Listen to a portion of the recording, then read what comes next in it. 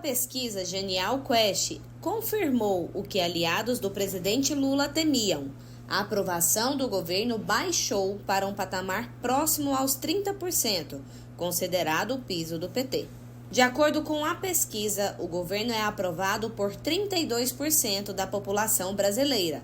Outros 31% avaliam o governo negativamente e 33% acreditam que o desempenho do governo é regular. A avaliação sobre o presidente da República também confirma o que seus conselheiros no Palácio do Planalto já apontavam como um problema do governo: a dificuldade de furar a bolha e abrir diálogo com eleitores de outros espectros políticos. O trabalho de Lula é aprovado por mais da metade dos brasileiros, 51%, queda de 3 pontos em relação aos 54% que o aprovaram na pesquisa de julho. Enquanto isso, 45% da população o desaprovam.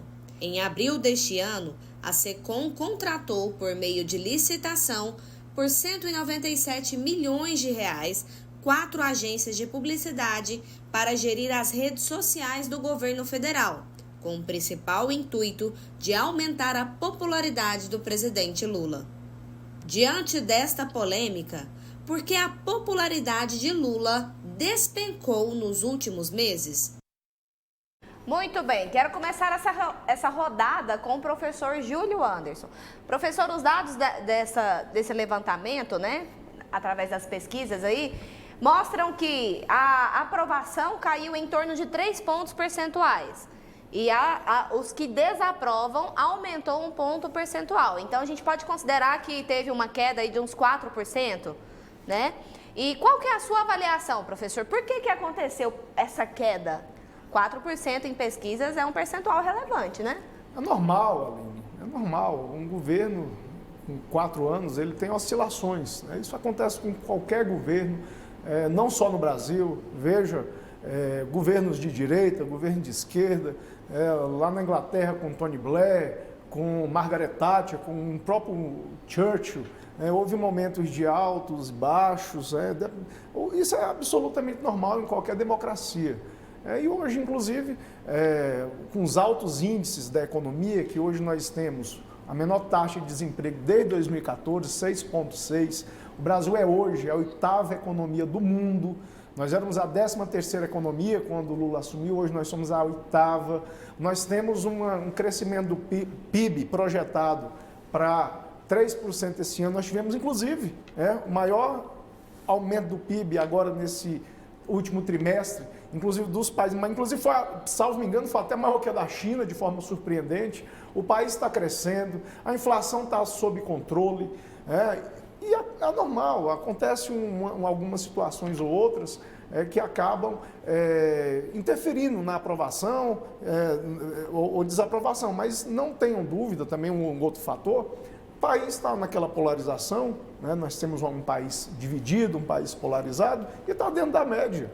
Nós temos uma parte considerável, quase metade da população, que odeia, muitos odeiam, não sabem por quê, e outros que adoram, que aprovam. Então, nós estamos mais ou menos nessa média, nada de extraordinário, nada de assustador, significa que a gente está melhor do que pior.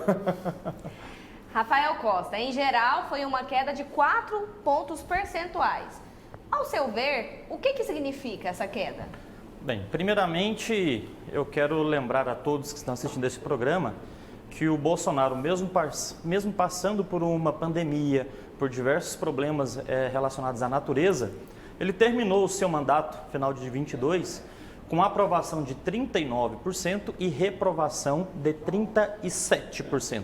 Ou seja, hoje, a reprovação de Bolsonaro, comparado, a de Lula hoje com a de Bolsonaro ao final do governo, Bolsonaro tinha uma reprovação inferior ao Lula hoje, né? E olha que nós estamos falando de um governo que passou por vários desgastes, pandemia, uma série de questões aí complicadas, a guerra da Ucrânia, e hoje o Lula, com 1 ano e meio praticamente, ele já entrega aí uma situação muito mais desgastada do que a de Bolsonaro, pelo menos quando se leva em consideração as reprovações dos respectivos presidentes.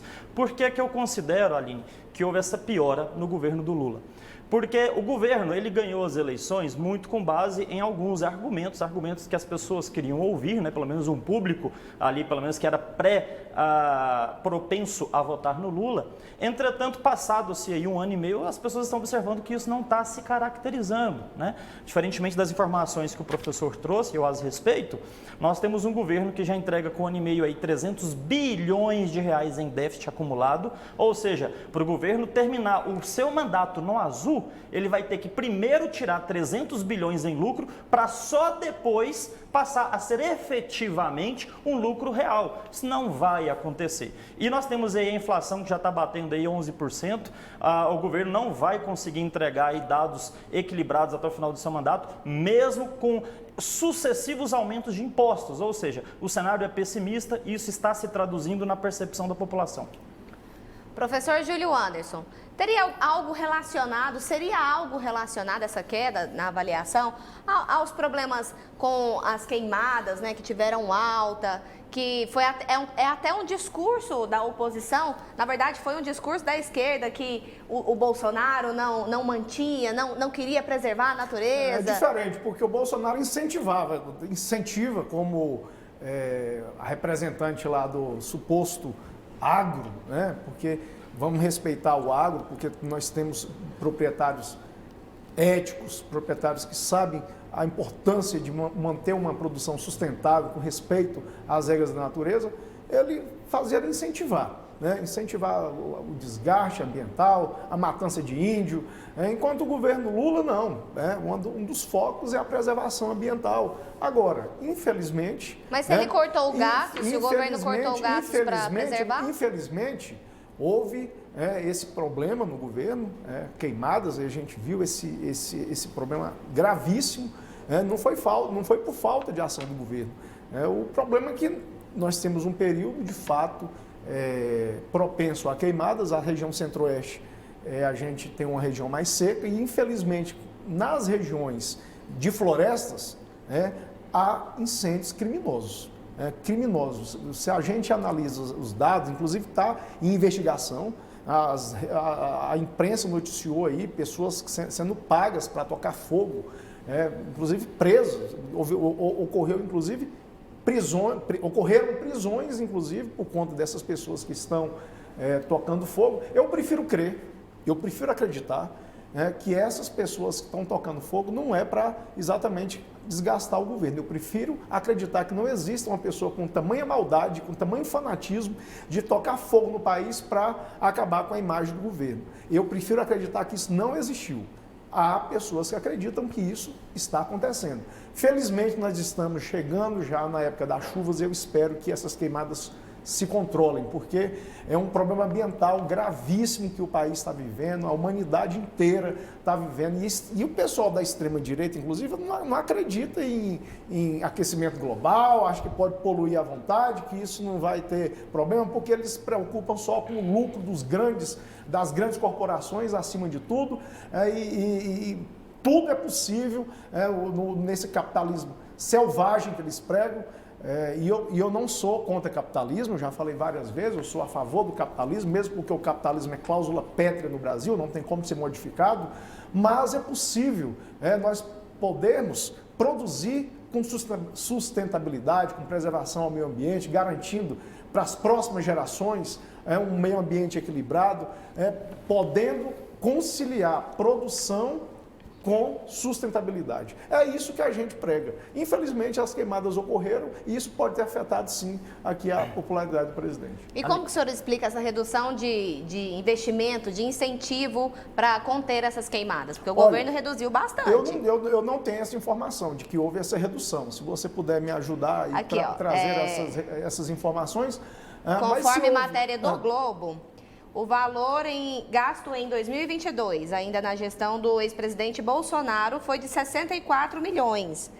Para 2023, o orçamento era inicialmente 68 milhões, mas ele foi reduzido a 25 milhões.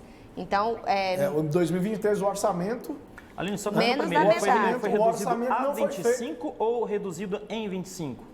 Foi a 25, aqui ó, em 2023 o orçamento para o projeto era 68 milhões e passou para 25 Ótimo, milhões. Menos da metade. Ótimo você trazer essa informação, porque o orçamento é feito pelo governo anterior, não é pelo presidente Lula. Isso aí é quando o governo que entra, pega o orçamento feito pelo governo anterior. Então foi o próprio governo Bolsonaro que fez essa Inicialmente estava informação tá 68 milhões, depois foi para Essa 25 informação tá milhões. Não estou equivocado. A lei orçamentária é essa. O né? primeiro ato do presidente ou de qualquer chefe do executivo é enviar a LOA, no caso aqui dos Não, municípios. você né? está errado. O presidente que entra, ele pega o orçamento enviado pelo Congresso do governo anterior. Não tem como um presidente chegar e ele fazer o orçamento do próprio governo.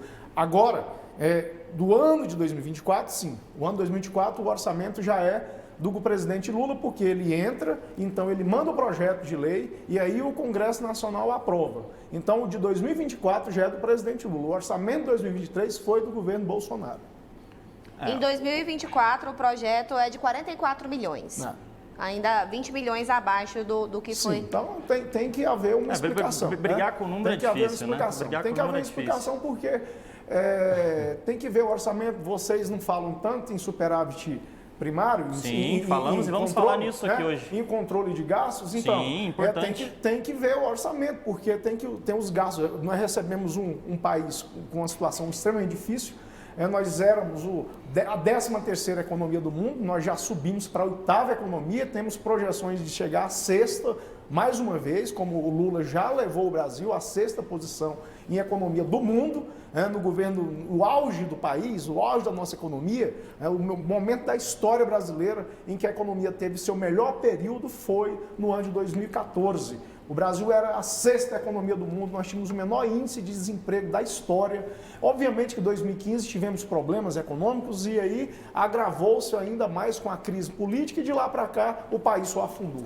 Rafael Costa. Nós ouvimos torcida, né? E é muito fácil derrubar esses argumentos. Olha só para vocês verem como é que a esquerda tenta manipular você.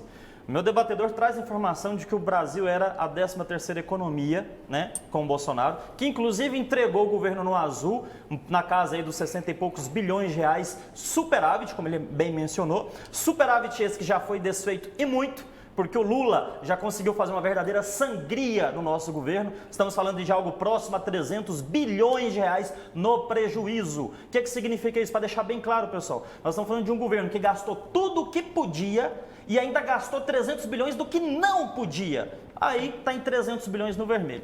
Só que eu acho interessante que quando o meu debatedor traz a informação de que o Brasil era a 13ª economia e que já está, se não me engano, falou na 7ª. Nós somos a 8ª economia hoje. 8ª, né? Ele só esqueceu de falar que pelo menos o último país que ele ultrapassou, e isso acontece com todos os outros, não foi por conta do crescimento do Brasil. Nós estamos falando de um país que não cresce 3% ao ano praticamente. Isso se dá muito pelo não crescimento daqueles que estavam à frente. Nós temos um cenário de guerra na Europa, onde o maior fornecedor de gás da Europa, que é um dos principais meios de combustível utilizado lá, vem da Rússia. Isso encareceu todo o processo produtivo da Europa. Nós temos crises de veículos por conta dos carros elétricos e isso fez com que a Europa desacelerasse. Aí me vem o meu debatedor e quer falar para você que o Brasil está em 8º porque o Lula vai muito bem, sendo que o Lula fez na prática foi cobrar impostos e dar prejuízo. Essa conta não fecha. Um país não cresce e não se torna uma das maiores economias do mundo aumentando impostos e dando prejuízo. Então fica evidente que são só falácias. O penúltimo país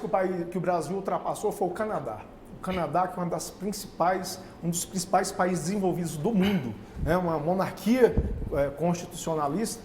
O Canadá foi o penúltimo país, depois foi a Rússia, que é um dos países mais poderosos do mundo. E vejam vocês que não houve aumento de tributos. Eu sou professor de Direito Tributário há 20 anos, trabalho com isso todos os dias. O que houve foi uma reforma tributária aprovada no Congresso Nacional, que é um começo, é uma luz no fim do túnel, porque nós temos um dos sistemas tributários mais injustos do mundo, porque nós somos esse povo extremamente conservador e exatamente por isso nós queremos manter os privilégios dos ricos, e o principal privilégio dos ricos no Brasil é não pagar tributo. E hoje, com a reforma tributária, que é uma luz no fim do túnel, que precisa ser regulamentada ainda, nós vamos ter até o ano de 2032 para conseguir implantar a reforma que foi promovida a status constitucional. Nós vamos ter algumas simplificações do nosso sistema, vamos ter aqui, se passar no Congresso Nacional, e eu espero que passe, acredito que vai passar, vai zerar os impostos na cesta básica. Nós vamos ter aqui o sistema de cashback, que é o pobre que paga energia, que compra o gás, e ele, quando pagar os tributos nesses produtos, vai poder receber de volta esse tributo. Nós vamos ter aqui a imposição de tributos agora em aeronaves e embarcações, aquele povo que tem iate de 20 milhões que não pagava nem um centavo de IPVA, agora serão obrigados a pagar. Quem tem jatinho particular, quem tem iate, quem tem helicóptero, agora vai ter que pagar IPVA se os estados que criarem o IPVA. Deixa eu registrar aqui a participação. Montara Brasil.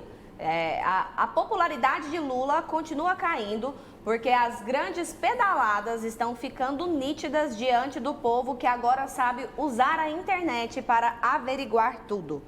Rafael Costa, essa baixa popularidade de Lula seria um argumento para a baixa adesão dele às campanhas municipais? A gente percebe aí que o presidente Lula, ele não tem acompanhado grande parte das campanhas, né, municipais a prefeitos. Tem alguma coisa a ver? Existe um debatedor que às vezes está aqui no programa, que se chama Badião. Eu vou parafrasear o Badião, né? O Badião fala, talvez eu erre algumas informações, alguns números, mas ele, a grosso modo, fala o seguinte: chegou no dia final de dezembro, né? Houveram as eleições, abriram as urnas, tinha 200 votos para o Bolsonaro, 50 para o Lula. Quem é o presidente hoje? É o Lula, né? Então talvez isso explique porque o Lula não tem coragem de sair às ruas e fazer campanha, porque é perigoso esse resultado prático voltar contra ele. Uma vez que, como já foi dito por mim e demonstrado aí, né, só estou constatando uma realidade, o Lula não tem capacidade de colocar pessoas na rua, diferente da direita, que por conta de um ministro, um único ministro, você tem aí mais de 1 milhão de pessoas na Avenida Paulista. Então, o PT ele vive, né, de uma estratégia passada, vive de falácias, não tem mais o poder de movimentação que já teve outrora, muito por conta das redes sociais. Hoje, o que eu estou falando, ou o que meu debatedor está falando, você pode acessar, dar um Google e ver quem está falando a verdade. Inclusive, quero me corrigir aqui ao vivo, eu falei que o Brasil tinha passado a Itália, né? Eu não estou conseguindo acompanhar a incompetência do governo Lula, a Itália já passou o Brasil de novo. A Itália não, foi a Rússia que não, a Itália, o Brasil tinha passado a Itália já está novamente em 7º, o Brasil em 8º, e aí sim, realmente, depois vem o Canadá, né? Então, para vocês verem que é difícil até acompanhar. E aí, quando você olha os dados, você observa que o Brasil não está entregando crescimento para passar os outros países. Então, quando você analisa o ranking, não analisa só o Brasil, analise os outros. Peraí, o Brasil passou o Canadá? Como é que foi o crescimento do Canadá? Como é que foi o crescimento do Brasil? Que aí você começa a entender os caminhos das pedras e vai deixar de ser enganado por informações superficiais. É só olhar dados corretos. Se você estiver olhando fake news ou dados de WhatsApp, você não vai encontrar crescimento mesmo, não. Porque a projeção de crescimento do Brasil hoje, nesse ano, 2024, vai ser de 3%. Ano passado o Brasil cresceu quase 3%. Hoje foi o maior crescimento no terceiro trimestre. É só olhar em rede confiável. Crescimento agora, de quase 3% é crescimento dos Estados Unidos, a maior nação do mundo, professor. Isso não é nada. Projeção, é pífio. Olha, pífio. É só analisar. E no governo Bolsonaro, que houve decréscimo, crescimento de 1%. Mas peraí, você quer falar... Não, peraí. Você quer falar de crescimento? Então vamos voltar para Dilma, onde teve a maior recessão da história do Brasil recente. Dilma essa que só esteve no poder por conta do apoio que ela recebeu do Lula. Até porque se o Lula, naquela época, anunciasse um Porsche, era perigoso o Porsche ser eleito, né? Foi no governo dela que nós tivemos o auge, né? 2014. É lógico agora que, evidentemente, a gente tem a economia... Mas esse auge aconteceu por quê? Porque vieram 2 governos Lula. Lula 1, Lula 2, Dilma. Será que o Lula não fez alguma coisa de errado, não? Porque como é que ela pega um governo tão bom e entrega tão ruim como a esquerda diz ser? Foi né? no governo dela. Ela estava no primeiro mandato dela. Eu acho que o partido dela deve ser PL, pelo jeito, né? Pois é, foi excepcional porque nós tivemos o melhor índice da história do Brasil, nós tivemos de 524 anos o melhor período da história de no período de 2024, depois de 8 anos do governo Lula e 4 anos do governo Dilma.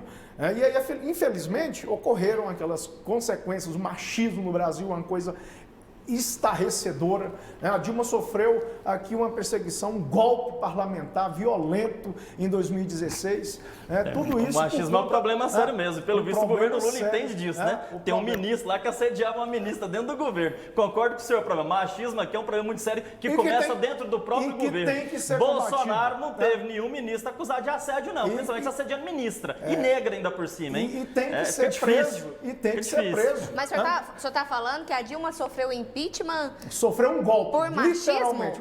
Também ajudou, o machismo ajudou porque muito. Porque ela era mulher? Também, ajudou sem dúvida nenhuma. Eu lembro que o Bolsonaro, no programa lá da Luciana Gimenez, uma entrevista, ele falava, ele simplesmente reflete a cabeça de muitos brasileiros e brasileiras, infelizmente, que contrataria mulher recebendo menos, se fosse pagar menos para a mulher. Ele fala isso com todas as letras. E isso aí é só um reflexo. Nós somos um país extremamente machista. As mulheres sofrem, hoje, em média, 30% a menos no salário que os homens. Veja quantas mulheres nós temos presidente da República, quantas mulheres prefeitas, quantas mulheres senadoras, deputadas. Alguma coisa tem de errado. Por que as mulheres são maioria da população e têm uma representação ínfima? Algo de errado tem. Eu quero só lembrar o professor que nós vivemos em uma democracia. Eu não conheço nenhum homem sendo estuprado, enquanto as mulheres são estupradas todos os dias. Eu não vejo nenhum homem morrendo pelo fato de ser homem, enquanto eu vejo mulheres morrendo todos os dias, vítimas de feminicídio. Se esse país não é um país machista... Não vai para esse lado. Mas é lógico que eu vou. Mas isso não é uma realidade. É lógico, é uma realidade. Negar uma realidade... Não. Agora me fala, por que as mulheres não têm pelo menos paridade em todos os órgãos de representação com os homens? Vamos lá, Algo tem de errado. Tá. A mulher tem algum problema mental que o homem, ela tem alguma inferioridade mental, Alan? Você é inferior a mim por ser mulher? Lógico que não. A questão não é essa, que as professor. mulheres não estão em paridade? Você está deturpando as informações, professor. Vamos lá. Você começou falando sobre governo. Beleza. O governo Lula deveria dar o exemplo, então deveria ter pelo menos metade do seu ministério, já que o seu discurso é tão polido. Por que não tem 50% das ministras, então, do governo Lula? As mulheres são inferiores, professor, aos ministros? Lógico que não. Então por que não tem metade? Então por que não tem maioria das mulheres do governo Lula? Reflete o nosso sentimento. Então o governo Lula é machista, professor. O governo Lula é machista, então. O governo do PT é machista. Só que a diferença dele é que na época do Bolsonaro não tinha ministra assediando mulher, não. Agora, o senhor falou agora há pouco, professor, que é um tributarista. E é uma matéria muito difícil do direito, sou formado em direito também. É uma matéria que exige conhecimento. Vi que o senhor discorreu sobre o assunto aí, falou alguns aspectos. O senhor só não falou o principal, ainda mais como professor de direito tributário. Após essas alterações tributárias, os nossos impostos ganharão novas nomenclaturas. A grosso modo, falando para não tentar deixar o negócio muito juridiquês, nosso imposto ele vai ter um termo chamado IVA, Imposto sobre Valor Agregado, se eu não estiver errado, né, professor? É isso mesmo, errado, né? Porque não é esse o termo. Juntou-se 3 impostos, 3 tributos federais.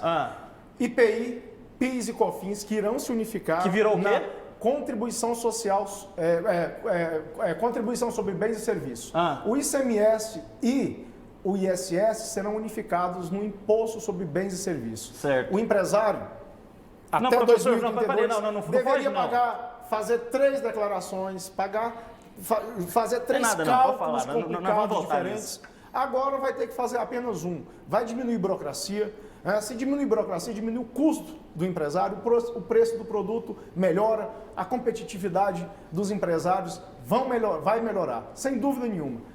Então vamos lá, como eu estava falando, o IVA, que o professor falou que não existe, existe, tá, pessoal? O IVA não foi invenção da minha cabeça, não. Só você dar um Google aí que você vai descobrir que professor de direito tributário, isso me deixa preocupado, viu, professor? Pois IVA é o chamado Imposto sobre Valor Agregado. Isso não foi criado no Brasil. É uma nomenclatura que corresponde, na verdade, ao imposto. Foi isso que eu disse, professor, é uma nomenclatura. Eu disse exatamente isso. O que acontece? O IVA, que é um índice onde você vai utilizar os termos, que ele começou bem aqui, a contribuição, tem alguns termos que serão utilizados aí, vocês verão isso ao decorrer dos próximos meses e anos.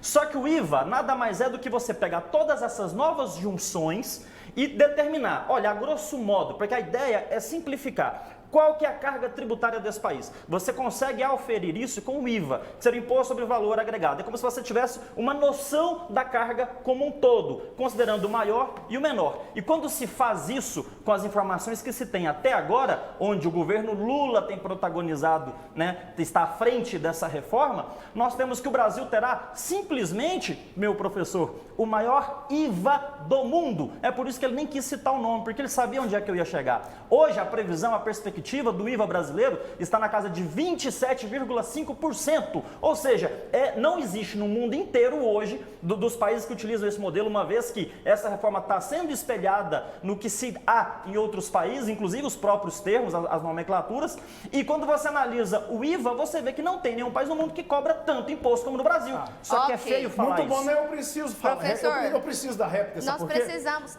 Eu vou dar a réplica para o senhor depois do nosso intervalo. Nós precisamos ir para o intervalo obrigatório agora. Não saia daí, o debate está quente. Já já o professor vai ter o direito à réplica. Voltamos já já. Muito bem, nós já estamos de volta. E agora o professor Júlio Anderson vai rebater a fala do Rafael Costa sobre impostos ainda, né? Sobre tributos. Eu só queria fazer um adendo, porque é o seguinte... Vou recomendar meu livro, tá? Manual de Direito Tributário, da editora Saraiva, que é a editora mais importante da América Latina inteira. Qual que é o ano, professor? Chama Manual de Direito Tributário, né? Da coleção Ícones do Direito, da editora Saraiva. Veja só, para você não ficar na internet com informações falsas, com informações inverídicas de pessoas que não sabem, que nunca leram um livro de direito tributário na vida, porque o meu livro passa por um conselho científico, editorial, para poder ser publicado. Qual ano, professor, do livro? Veja só, eu vou explicar. Nós temos um sistema tributário extremamente injusto. Por quê? Os tributos, eles incidem dentro da atividade empresarial. O empresário precisa do lucro para sobreviver, que o lucro é o salário do empresário. Para que ele tenha lucro, ele tem que pegar as despesas dele, colocar no preço do produto e repassar para o consumidor. Quem paga a carga tributária é o consumidor. Isso é verdade. E aí, vejam vocês, nós temos 70% dos tributos, isso não é de hoje. Isso é histórico. 70% dos nossos tributos incidem no consumo. É a forma de tributar o povo mais pobre e deixar os ricos de fora. Por isso que no Brasil, uma pessoa que ganha em média, de acordo com o Instituto Brasileiro de Planejamento Tributário, uma pessoa que tem um patrimônio acima de 100 milhões de reais vai pagar em média 0,3% de tributo, enquanto que uma pessoa que ganha um salário mínimo vai pagar em média 53% de tributo, porque quando ela vai gastar o salário dela, ela vai ter que comprar o arroz, o feijão, a roupa e vai receber toda a carga tributária do empresário no produto. E é por isso que a reforma tributária ela é um começo. Eu não falei que ela vai resolver, ela não vai resolver nossos problemas todos, mas ela é uma luz no fim do túnel, porque ela unifica 3 tributos, unifica 2 tributos e aí começa a simplificar o sistema tributário. Okay. Mas nós precisamos de uma ampla reforma muito mais profunda. É para acabar com esses tributos na atividade empresarial e tributar o patrimônio e o rendimento, como ocorre nos países envolvidos, como acontece com os Estados Unidos. Olha, eu quero agradecer aqui a participação do professor Márcio Manuel, que tem acompanhado aqui os nossos programas. Muito obrigada pela audiência. E ele manda aqui participações. Pergunte para o Rafael Costa de onde ele tirou inflação de 11%. Vou colocar as outras observações e o Rafael já faz um compilado. E ele disse que em 2024, sobre ele falou assim, ó, para você provar que o manifesto na Avenida Paulista deu 1 milhão de pessoas. Ele falou que se você provar, ele vai te passar um Pix de R$1.000. E ele disse também que teve outra fake news falada pelo Rafael Costa, que no governo Bolsonaro, Pedro Guimarães, ex-presidente da Caixa Econômica Federal, foi exonerado por assédio sexual, sim. Tá. Muito Rafael. bom. Me ajude aí com a ordem, que pode ser que eu esqueça, tá, Aline? Por gentileza, vou ser rápido até para o professor Anderson continuar na discussão. Vamos lá. Inflação. Posso ter utilizado o termo equivocado aqui, né? 11% não é a inflação, é a taxa de juros. Então, se eu falei o termo inflação, me perdoem, a inflação está controlada. Isso muito por conta de uma pessoa que é o Campos Neto, que é o atual presidente do Banco Central, esse que você vê o Lula criticar o tempo inteiro. Pois é, por mais que o Lula critique e coloque ele como um demônio, como uma pessoa ruim da extrema-direita, esse cara que está segurando a nossa economia aí a um nível de inflação considerado. Só para falar novamente e não colocar o nosso telespectador em erro, a inflação está aí quase 5%, os dados oficiais, né? E a taxa de juros a 11%. A título de comparação, quando o Bolsonaro era o presidente, ele chegou com o Paulo Guedes a colocar a inflação chegou a 2% ao ano, um pouquinho antes ali da pandemia, mas depois da pandemia a inflação disparou, que é um instrumento utilizado para a taxa de juros, disparou, é um instrumento utilizado para conter a inflação. A segunda questão... 1 milhão de pessoas na Avenida 1 milhão de Paulista. pessoas, meu amigo, isso é uma questão de visualização, tá? Você é só pegar as fotos, joga, analisa lá, observa as fontes não oficiais, você vai ver que todo mundo que não tem nenhuma ligação com a esquerda coloca valores aí altíssimos, diferente de quando você vê aí as publicações dos grandes jornais aí, a Foice de São Paulo, entre outras, que você coloca 1 milhão, eles falam que tem 250 mil, isso é amplo e conhecido. A terceira questão qual é? É sobre o presidente da Caixa. Então, meu amigo, você que trouxe essa informação e agradeço para tentar nos orientar, precisa também ter um pouquinho mais de atenção quando eu falo. Em algum momento eu posso me equivocar aqui por ser um programa ao vivo, mas eu fui muito claro quando eu disse que no governo os ministros do Bolsonaro, tá bom? Você está trazendo aí casos de segundo e terceiro escalão. O exemplo que eu trouxe trata-se dos ministros do Lula. Ministro do Lula, negro, até então ministro dos Direitos Humanos, assediando uma outra ministra, se não me engano, da Igualdade Racial. O exemplo que eu trouxe é dentro do ministro, dentro do governo Lula, ali ó, na cúpula, tá bom? E contra isso, meu amigo, não tem o que fazer, é uma realidade que você vai ter que aceitar. Ok.